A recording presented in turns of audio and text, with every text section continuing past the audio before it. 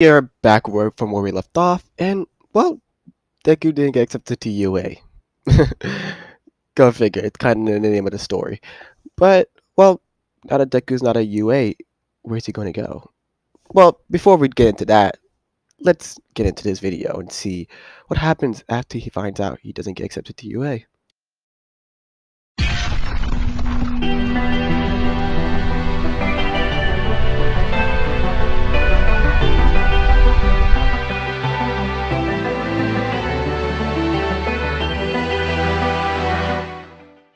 Alright, so before I continue with the story, I want to clarify how the story goes. So, well, Deku's supposed to be a UA. That's his quote-unquote calling card, and he's supposed to be a UA. However, this story is basically what if Deku didn't get accepted to UA. So the story's gonna go like this. It's gonna be an A story, and then there's gonna be a B story. A story is Deku's story, where we follow him through what is the rest of his life, because he's not at UA. And the B story follows the kids at UA and Class 1A as a whole. And ironically, Deku actually added to Class 1A. There's supposed to be 18 students in Class 1A, but Deku and another student added to 20. So yeah. So Deku kind of wasn't supposed to be in UA in the first place. Just think about that for a second. Okay, so now that I clarified that, let's get started with the A story, Deku's story. So, well, where we left off, Deku just broke his arm and both his legs in a spectacular feat of heroism, however, wasn't accepted to UA. He was just a liability in the battlefield from the way they looked at it. And that's a fair point. That's a really fair point. He had both his arm and both his legs broken. You can't really help someone when you're broken like that. So Deku just got rejected from UA, much to his distaste. He was not exactly happy about it. And for a fair reason. I mean, that was his dream school. That's the school where All Might went to. He trained to get into that school for 10 months, and he didn't get to enjoy that. He didn't even get accepted to UA. However, that doesn't stop him from wanting to become a hero at all. That actually pushes him even further, saying, if the number one hero school doesn't think I'm good enough, I'm going to go to another school. I'm going to find a different school. However, he doesn't get to that right away. He thinks about it for a second, wonders, maybe I should do a little bit more training. Maybe I can control my quirk a little bit better before I go applying to any of the schools and probably make the same mistake twice. So Deku goes back to training, but not with All Might. He actually goes a little bit solo, and he decides to go back to where All Might and him were training every day on the beach, and does a few swimming laps every day. Brings a few weights with him, starts lifting weights, and get a little bit of a workout. However, in the meantime, Bakugo is also a little upset. Not for the same reason though. He got accepted to UA with a complete pass. Like, he was not getting rejected no matter what. He was upset over the fact that Deku just randomly pulled out a quirk like that. He was upset that Deku was super strong and it just came out of nowhere. So one day Deku, All Might, not All Might, not Deku, Bakugo decides to go and try and follow Deku, see what he's up to, how did he get so strong, where did this quirk come from. And he just sees Deku training on the beach.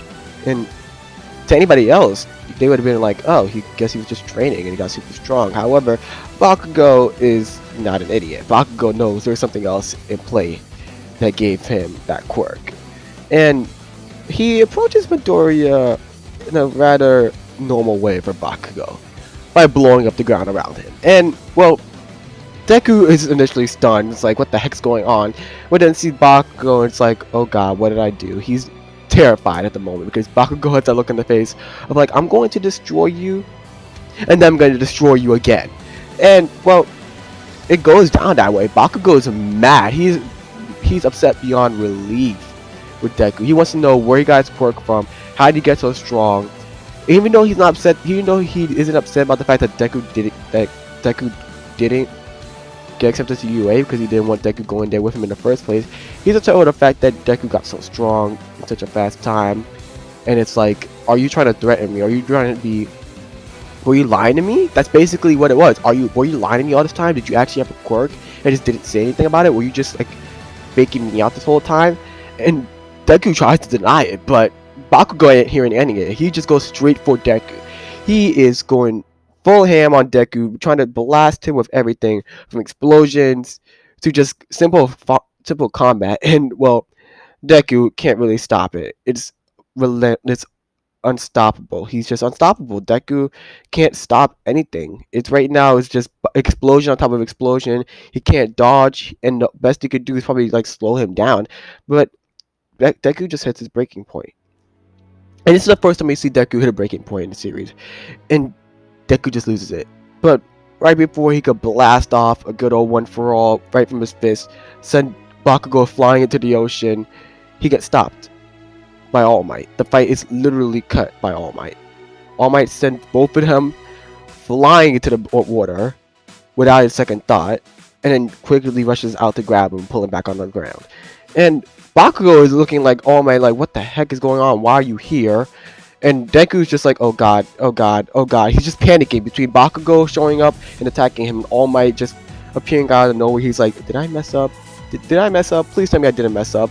And well, it goes out the way Bakugo expects it to. He gets reprimanded by All Might, saying how, oh, he shouldn't be attacking a student for no reason. And even though Bakugo tries to defend himself, saying, oh, there's a reason I want to... All Might isn't hearing it. It kind of goes full circle. Deku doesn't get to explain himself to Bakugo, and Bakugo doesn't get to explain himself to All Might. And, well, that's how it goes. Bakugo gets sent off. All Might and Deku are basically talking for a bit of like, oh, what happened? And Deku tried to explain everything to All Might, well, to the best he could, because he had no idea what was going on. All Might takes the hint. It's like, oh, this might be my fault. I gave you a quirk, and now he's mad about it. And, well, All Might decides to leave Deku alone. He decides to give Deku his space. He knows Deku's probably still upset about not getting accepted to UA. However, doesn't want to interfere with him being a hero. He wants him to just be the best he can. Do the best he can. And that's the end of Bakugo. I mean, that's the end of Deku's story for this moment. Deku is just sitting there training on the beach, trying to do the best he can as a hero, even though he still has no control over his quirk of one for all. Now let's get to this part. Let's get to the B story. Let's get to Bakugo's story. So let's get back to Bakugo and, well, the rest of Class 1A's story in Part B. And, well, this is kind of going a little bit linear to how the story did in the anime so far. They just had their first day at school. Aizawa threatens to expel them with the least potential. They all do pretty good and pass, with Aizawa's expectations not really thrown off by any chance. He's kind of just like, whatever, they're really okay, they're my students, I'll take them, whatever. And, well, All Might is kind of just like a little upset over the fact that Deku isn't here, but who could blame him? It wasn't his fault. Deku had no chance, well, not no chance, but Deku had a low chance of getting into UA, despite what he did. And, well, let's follow Bakugo for a bit. Bakugo is still thinking over how Deku just magically just used his quirk during this exam, the one time he really needed it, like all the other times he could have used it to fight against Bakugo. And, well, he's just kind of just thinking it over, like, how did this damn nerd get a quirk? How did this damn nerd get a quirk?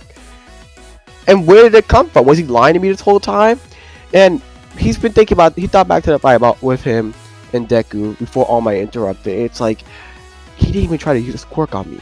Am I not worth it? Am I not worth his time? Am I not a threat to him? And he's just, he gets more and more riled up the longer he thinks about it. And his classmates start to notice his behavior, especially Kirishima.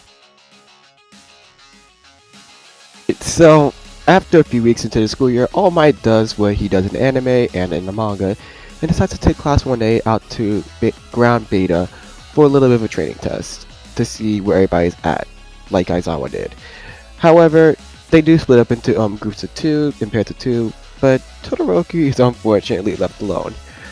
Much to his dismay, he also has to go up against Bakugo and Tenya for her grade. And this starts off the burning rivalry that is those two. So, Bakugo and Tenya look at things differently. Bakugo wants to go in and blow Todoroki to the next century, and Tenya is just like, we should think about this more rationally and not rush into a fight.